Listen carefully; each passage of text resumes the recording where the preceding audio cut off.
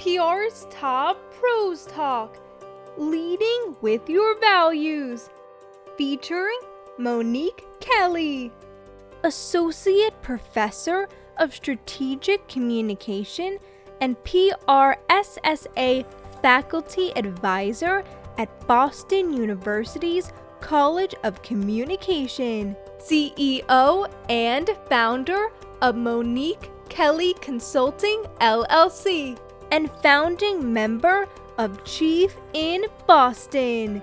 And here's your host, Doug Simon. It's great to have you back on the show. When we spoke last time, it was one of our most popular shows ever. And we talked about how women in particular can avoid setting their own limits on themselves to be able to break through the glass ceiling. Now we're going to be talking about change. Why has this been such an opportune time for women to make a change? It's such an interesting time right now.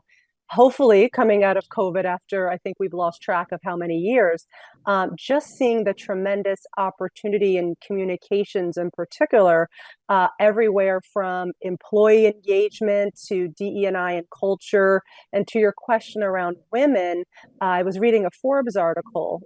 This whole time has really been deemed the great breakup for women and their current jobs. And I think really what they mean there is that now is a great time for women in particular to reassess what they want out of their careers. Is it still working? Is there something that needs to be fixed in order for them to balance this purpose and sense of self, responsibilities at home, as well as their career? And so we're finding in droves, communications and beyond, women really are reevaluating what they want and are in the power seat for driving change.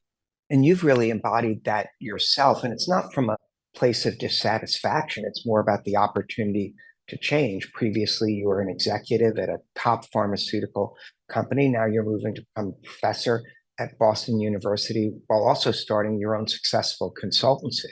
Yeah, and it's something pre-COVID that I never thought I would necessarily do so quickly. During COVID, I started adjuncting, and that was a surprise because you can imagine teaching with a mask on to students in the room, students on Zoom. Then it became no students at one point. And so it just continued to change as the workforce changed as well with COVID and the rules around safety. And so I had been an adjunct at Boston University for 2 years.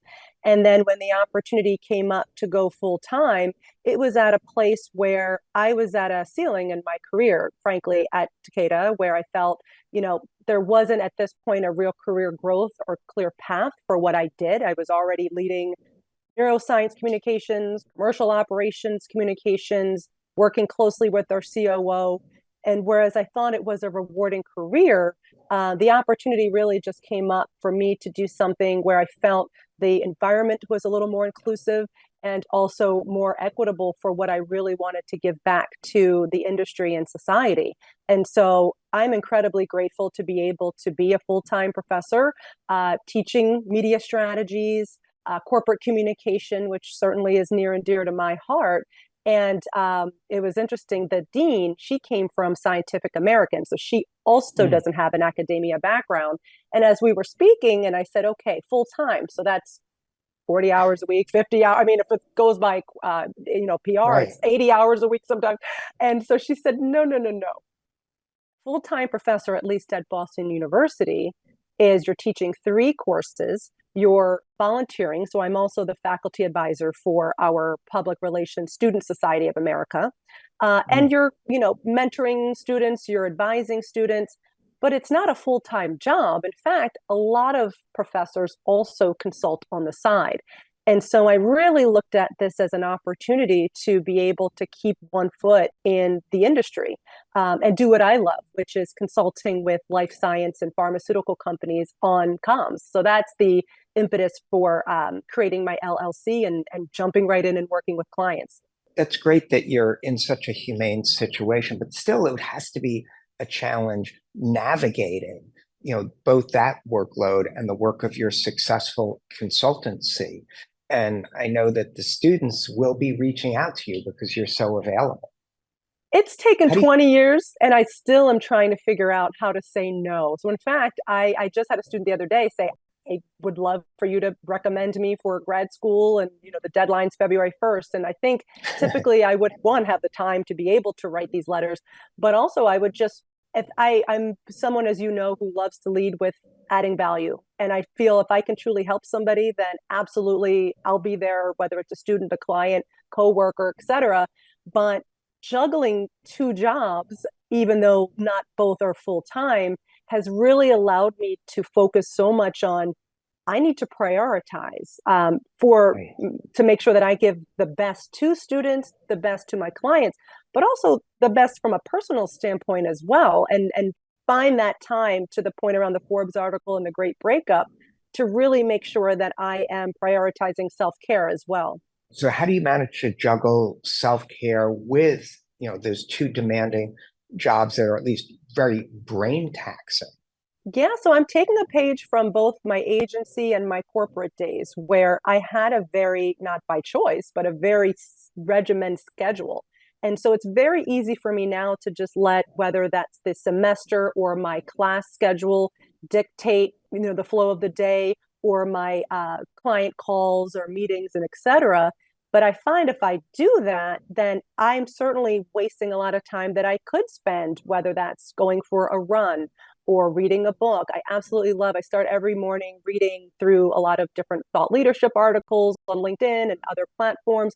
And so it's very easy for that to go by the wayside if I don't stay regimen. So even if I don't have to necessarily, I get up at that same time, I'm getting myself in that routine and that groove. And so that way I find the more that I can just maximize, because none of us are going to get hours in the day back.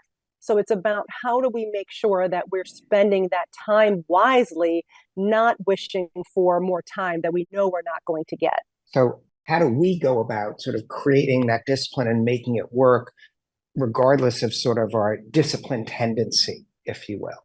Right. I think what's helped me is just recognizing, first, give yourself grace that your plan, and I like to plan, usually the evening before, or it's a Sunday and I'm thinking through, okay, what's the plan coming up this week? Everything, not just work, personal life, just what's the week? And I look a week out, what's the plan? What's the priority?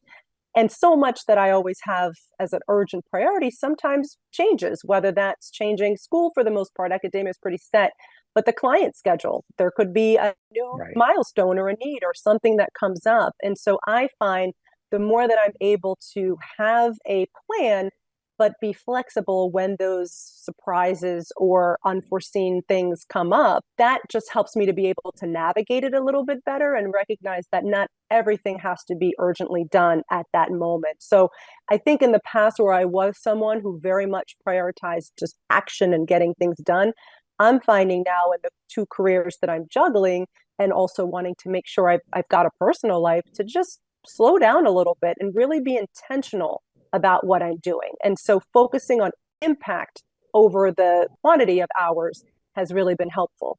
That's a really smart approach. And I know you've been giving advice to PRSSA students who are looking forward to successful careers in the industry. Any advice that you share with them that would make sense to also give to people who maybe have already started their careers? Absolutely. So I think it's never too early to lead with your value. And that is something that when I was a BU student and PRSSA member, I thought to myself, how much value can I really bring? I'm just starting off. I don't really know too much. But I found my value at that moment was really just networking and being able to connect people, whether connecting a friend to another friend who wanted more information about particular internships or companies where they were, or connecting people with professors. And so this notion of whether that's your value as a connector or your value as something specific, a knowledge or a skill that you have, advice, always lead with that. And I think there's a great opportunity for students in all regions this year, but in particular, the Northeast region, there is a conference, Northeast District Conference coming up. It will be hosted at BU, but it's open to all students in the Northeast, February 25th. who would like to learn more about PR and have this opportunity to network with each other. So I think the more you get yourself out there, hey, it's been 2-3 years of really shutting in and being alone. Now is the time to get out, network, meet people, learn, and grow. And you never know if your next opportunity for PR you might get through someone you met at the conference. Brilliant how you were able to show by example and show by doing, working in the plug for your upcoming event. So beautifully done. I It's wouldn't always be a a good great, PR person if I couldn't do PR for the conference. absolutely, I get that. It's always such a pleasure speaking with you. Thanks so much for being part of the show. Thank you so much, Doug. Take care.